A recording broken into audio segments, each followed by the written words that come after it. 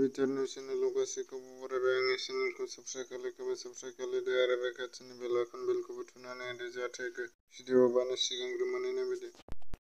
उदालगुरि जिल्लानि गोबां आबादारिफोरा माखासे समजों मोगा-मोगि जानो गोनां जादों। मानो होनबा आसाम सरकारा 2 बाजिनिफ्राय लकडाउन फोसावनानै होबाय। बेलासिनि 2 बाजिनिफ्राय लकडाउन फोसावनानै होबाय। बाजार खुलिनो मोना।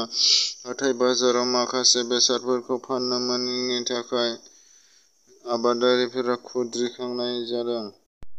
जम्मु आरो काश्मीरनि शपियाननि इन'खार्टआव जाथायाव 3 उदखारि हानजानि सुबुंफोरा गावथारजायो आरो सासेआ सरेन्डार जायो। भारत हादराव फिन 5Gआ फैफिनगौ होननानै 5G मबाइल खालामग्रा कम्पानिया फोरमायनानै होदों एबा फोसावनानै होदों। जम्मु आरो काश्मीराव 3 उदखारिआ जिउ खहा जायगायावनो गावथारजायो। रैखाथि हानजाया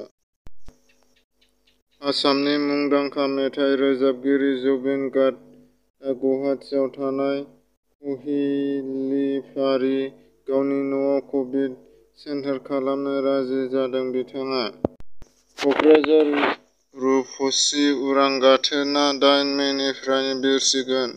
उरां गाथोना कक्राझारनिफ्राय हुरियारि लकड प्रमुख अरिजित सिंह बिथाङा मैया रुंसारि जालांबाय एबा बुहुमनिफ्राय गोमोरलांबाय। बलिउडनि मुंदांखा फावखुंग्रि अपी लाभ पाटिल बिथाङा जिउ गोमाबाय एबा रुंसारि जालांबाय।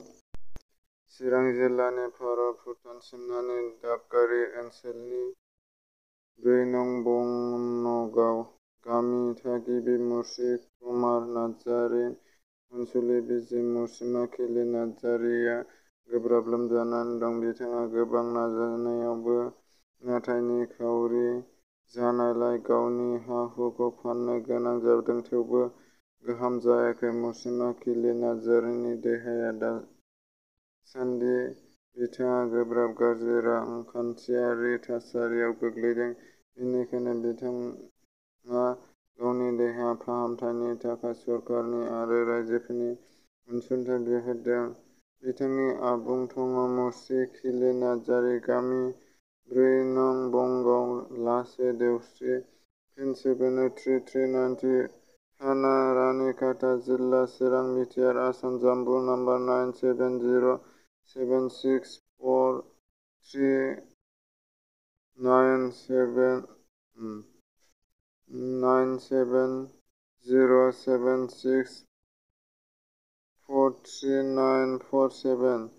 एकाउन्टनि डिटेइल्स मुस्रि खिलि Narzary, account number 3660015917, IFSC code SBIN 00071711। एकाउन्टनि डिटेइल्सखौ डिस्क्रिप्शनाव होनानै होगोन।